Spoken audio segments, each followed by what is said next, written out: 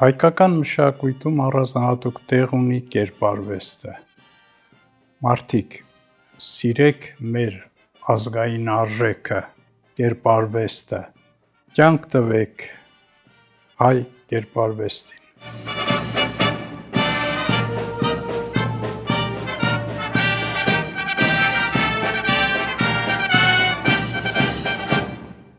Ես խորապես համոզված եմ, որ թատրոնը սկսվել է քարանձավում։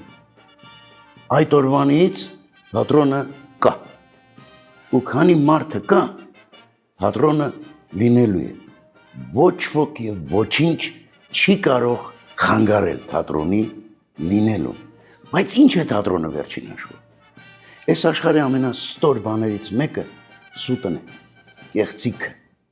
Պատկերացնում եմ, թե ինչ տհաճ է, երբ որ մարդ իրեն խաբված է զգում։ Ղեկավարի կողմից,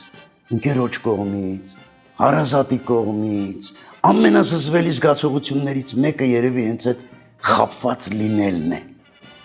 Բայց արի ու տես, որ թատրոնը խաբկանք է։ Թատրոնը հենց խաբվելու տեղ է։ Թատրոնում հենց սուտ ասելու տեղ է։ Բայց այնքան հաճելի սուտ, որի համար մարդը պատրաստ է վճարել։ Այնպես որ կյանք տուր հայ թատրոնին։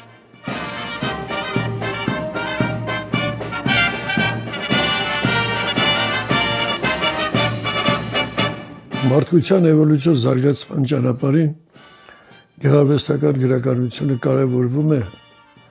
օժանդակելու մարդուն նայել, տեսնել գեղեցիկ, խորհել գեղեցիկ, երազել գեղեցիկ, ի վերջո ապրել գեղեցիկ։ Կյանք տուր հայ գեղարվեստական գրականությանը։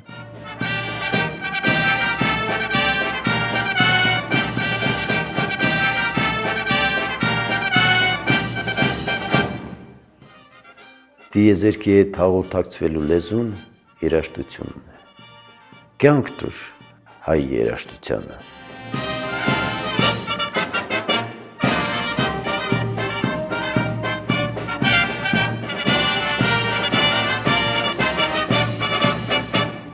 Մի հանճար անկեղծության պահին բարձրաձայնում էր, որ ես հավատում եմ միայն այն Աստծուն, որը պարել գիտի։ Թերևս նա տեսել էր հայոց քրմերի, հայոց բարի աստվածների արարումը, բարի արարումը։ Նա տեսել և հասկացել էր, որ պարը միակն է մշակույթներից, որ ներդաշնակեցնում է հոգին ու մարմինը, իսկ միայն այդպիսին կարող է աստվածակերպ լինել։ Այդպես է ծնվում աստվածամարտը, այդպես էին ծնվում հայոց պարերը քրմական, այդպես էին ծնվում ժայռերի խոլ կատարին հայոց ոգու արտացոլքը, այդպես էր ծնվում հայոց պարը։ Կյանք տուր հայ պարարվեստին։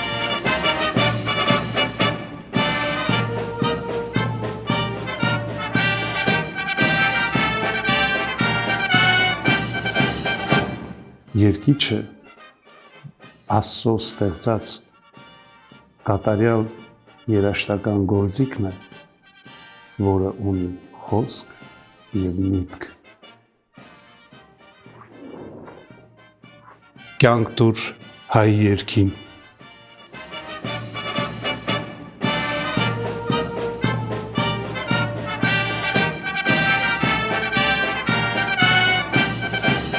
Կինոն հնարած չի, մարդը հոգում էր դրած էր ծնված օրը, քարե դարում էլ կինոյի պես կադրեր էին նկարում։ Հայ կինոն ինքը կյանք է, կյանք տուր հայ կինոյին։